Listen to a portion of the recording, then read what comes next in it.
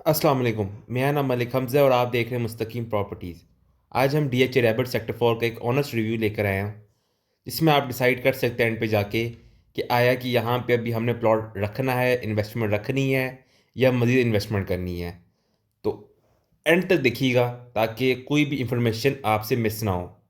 पहले तो मैं डीएच रैबिट सेक्टर 4 का थोड़ा सा हिस्ट्री बताता चलूँ या उसके बारे में एक बेसिक बेसिक बताता चलूँ कि बेसिकली इसके कितने सेक्टर हैं डीएच रैबिट के और इसकी लोकेशन क्या है, और जो भी और भी सवाल आते हैं जैसे कि यहाँ पे पोजेशन के बारे में, रेट्स के बारे में, कैटेगरी के बारे में, और पोजेशन के बाद के क्या सूरत हाल है, क्या रेट्स में बदली आई है या क्या अपना मार्केट के अंदर हलचल आई है, वो इस वीडियो के अंदर आज मैं सारी चीज़ें कोशिश करूँगा कि सारी चीज़ें जो भी मैक्सिमम चीज़ें हैं ना वो मैं कवर कर सकूँ। और अगर आपने इस चैनल पे न्यू है तो आपने सब्सक्राइब नहीं किया हो तो सब्सक्राइब कर लें, शेयर किया करें, बेल आइकन ज़रूर प्रेस किया करें। जो पुराने भी व्यूअर्स हैं मेरे और जो नए भी व्यूअर्स हैं वो क्या कहते हैं, घंटी वाले आइकन को ज़रूर प्रेस किया करें ताकि हमारी आने वाली हर वीडियो उन तक पहुँचते रहे। बेसिकली डीएचए रैबर के 4 सेक्टर्स हैं और ये चौथा सेक्टर है। ये डीएचए वालों का अपना सेक्टर है, क्योंकि जो बाकी जो सेक्टर्स थे पहले वहाँ पे रेंजर्स कॉलोनी हुआ करती थी, बाद में वो डीएचए के अंदर मर्ज हुई है। तो ये डीएचए रैबर का अपना सेक्टर है। इसके 3 ब्लॉक्स हैं इस टाइम जो हम जिस ब्लॉक में मौजूद है। ये सारा आर ब्लॉक है। इसी तरह हम क्यू ब्लॉक में जाएंगे और इसी तरह इसके तीसरा ब्लॉक एस ब्लॉक है। 3 ब्लॉक्स हैं और आपको जब हम इस वीडियो के अंदर आप देखेंगे तो आपको आइडिया हो जाएगा कि यहाँ पे ऑन ग्राउंड क्या सूरत हाल है। अच्छा, तकरीबन कोई 1.5-2 हफ्ते हो गए। 1.5-2 हफ्ते पहले इन्होंने पोजेशन की अनाउंसमेंट की है, तो यहाँ पे पोजेशन आ गया हुआ है। ठीक है। अच्छा, अब यहाँ पे जो कैटेगरी कौन सी है, यहाँ पे 5 मल्ला है डीएच रैबर सेक्टर 4 में और 10 मल्ला है। ठीक है। पहला सवाल क्या था हमारा कि जी इसका डीएच रैबर कितने सेक्टर्स हैं और यहाँ पे कौन सी कैटेगरी है। दूसरा इसका मैं लोकेशन की बात करता हूँ। ये मेन डिफेंस रोड के ऊपर मौजूद है, बिल्कुल नेस्पा के सामने इसका गेट है। नेस्पा के सामने टोटल का पंप है। टोटल का पंप के बिल्कुल साथ वाला गेट है डीएच रैबर सेक्टर 4 का, गेट नंबर 5। एक गेट ये है और एक गेट इसी इसी आगे डिफेंस रोड पे हम जाएंगे टूवर्ड्स फिरोजपुर रोड। तो आईपी टाउन क्रॉस करेंगे, आईपी टाउन थोड़ा सा क्रॉस करके थोड़ा सा हम आगे आएंगे तो फ्लाईओवर से थोड़ा सा पहले राइट साइड पे इसका गेट नंबर 6 आएगा। यहाँ से अगर एयरपोर्ट की बात की जाए या ठोकर न्याज बे की बात की जाए तो एयरपोर्ट तकरीबन यहाँ से 25 मिनट की मुसाफत पे होगा। और इसी तरह जो क्या कहते हैं अपना ठोकर न्याज बेक है वो तकरीबन 10 से 15 मिनट की मुसाफत पे है।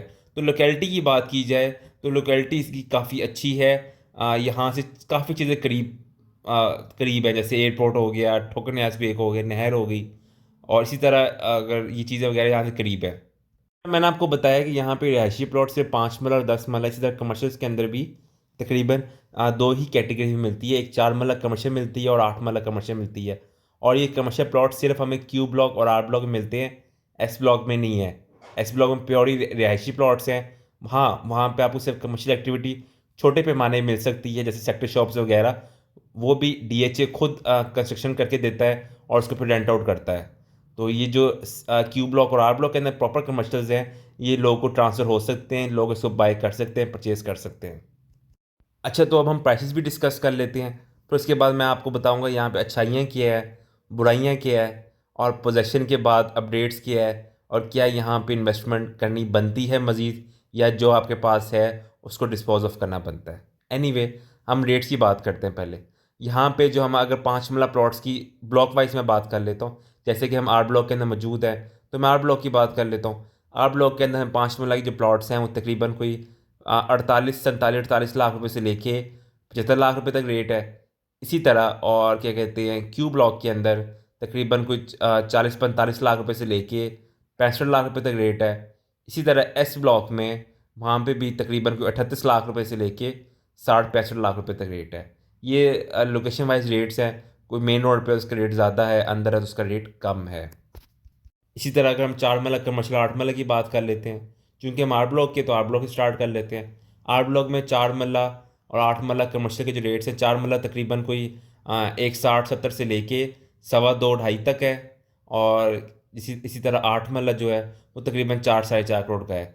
और फिर अगर हम क्यू ब्लॉक की तरफ जाते हैं, जैसे अब हम क्यू ब्लॉक की तरफ ही जा रहे हैं हम, तो क्यू ब्लॉक में जो रेट है 4 मरला और 8 मरला कमर्शियल के, वहाँ पे तकरीबन 4 मरला है 170 160 70 से लेके 2.25 तक। और इसी तरह जो 8 मरला है वो तकरीबन क्या कहते हैं कोई 3 करोड़ से रेट स्टार्ट होता है और 4 4.5 तक जाता है।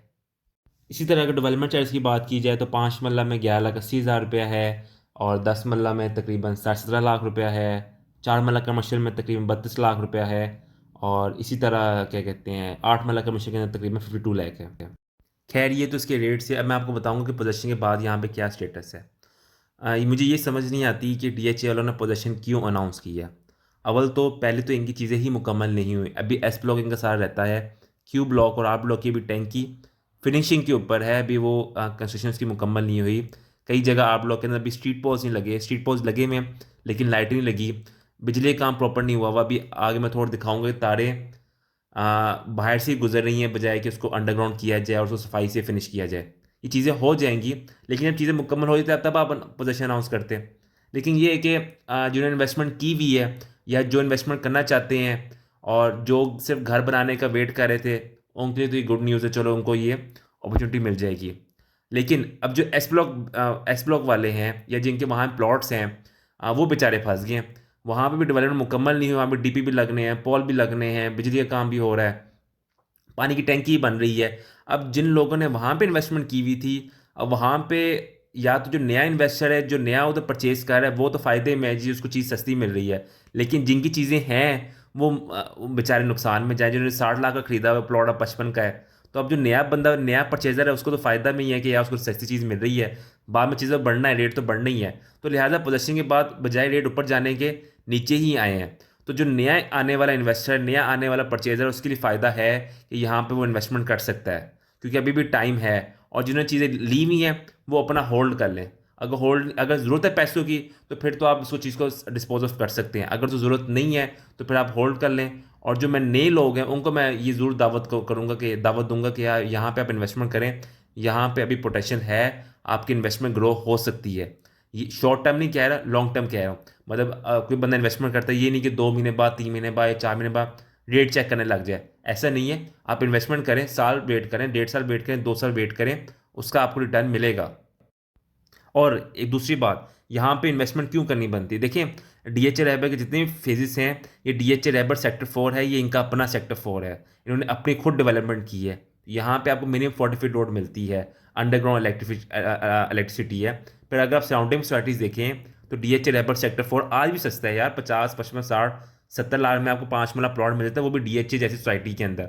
इसके साथ ही कबीर टाउन फेज़ 2 है या और लेक सिटी है, वहाँ पे आपको 75-80 रेट स्टार्ट होता है और 1 करोड़ 10-15 रेट जाता है। तो उस हवाले से ये सोसाइटी अभी भी यहाँ पे इन्वेस्टमेंट करनी बनती है। हाँ, एक दो बुराइयाँ हैं, जैसे रेलवे ट्रैक है, तो अगर तो आपका बजट अच्छा है तो आप रेलवे ट्रैक से दूर ले लें या नाले से दूर ले लें प्लॉट, प्लॉट तो आपको मिल जाएगा।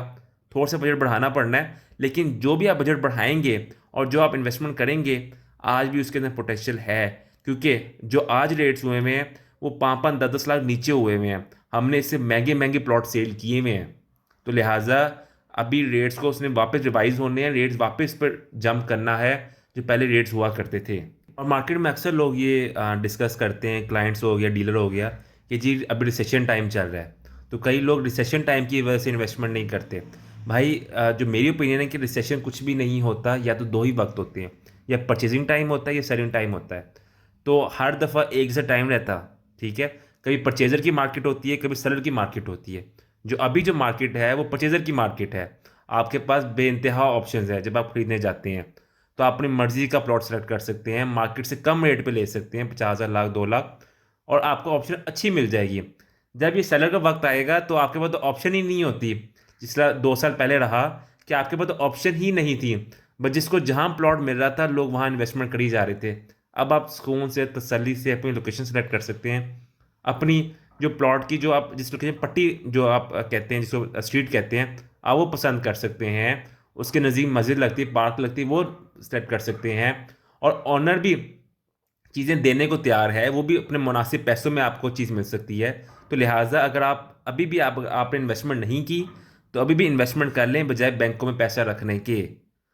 अगर आप प्लॉट खरीदना चाहते हैं या इधर बेचना चाहते हैं तो हमसे रब्ता कर सकते हैं। मेरा कॉन्टैक्ट नंबर स्क्रीन के ऊपर आ रहा है, 0322 913 1996।